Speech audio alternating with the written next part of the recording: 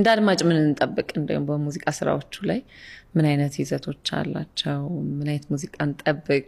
በቆንጆ እየጠበቅን ስለሆነ ቆንጆ አልበም ነው። ካንተ ኦዲየንሱ የሆነ ነገር መስማት ይፈልጋል። ሐሳቡን አይ እንደው በአጠቃላይ ምን አይነት የሙዚቃ ስራ እንጠብቅ?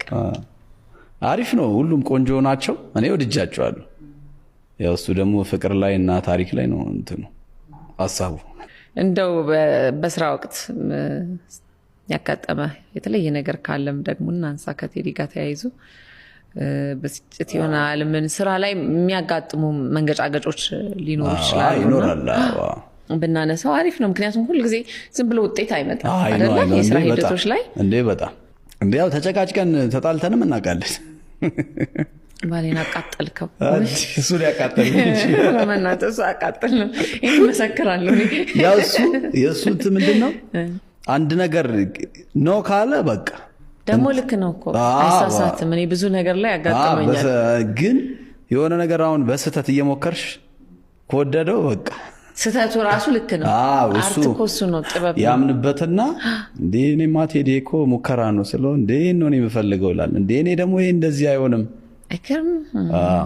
እንደ ድንገት የምትሞክሪውን ነው የሚይዘው እና ጆሮ ደግሞ ፈጣን ነው። ብዙ ጊዜ ቤት ውስጥ አሁን የሚጣፍጥህ ምግብ ምንድን ነው?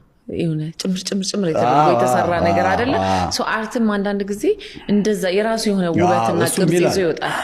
ጥሩ ነገር ከየት እንደሚገኝ አይታወቅም ስለሚል የሆነ ነገር ብቻ ድንገት እኮ የሞከርሽ ነው ገና ሳንጀምር ሊሆን ይችላል። ይሄንን በቃ አሪፍ ነው። አንድ ዘፈን አንደኛውን ዘፈን የሰራ ነው እኔ ፒያኖ ስጮት ደስ ይለዋል ነገሩ ወደ አላቃ እና እስኪ ዝም ብለህ ተጫወት ይለኛል።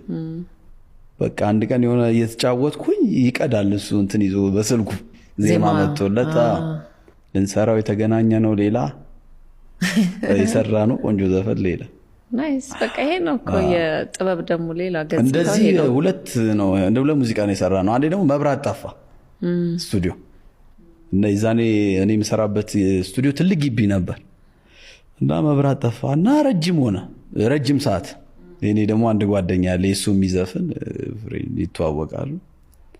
ለምን እዚህ ጋር የሆነ እሳት ምናምን አናደድም አልኩት። ኧረ ይመቸኛል አለ። ከዛ ጓደኛዬ አመጣ እንጨት ከእንትን አመጣ። ቁጭ ብለን በቃ የሞቅን ቦክስ ጊታር እየተጫወትኩ ቦክስ ተጫወት ብሎኝ በዛ የሚገርም ዘፈን ሰራ እዛ።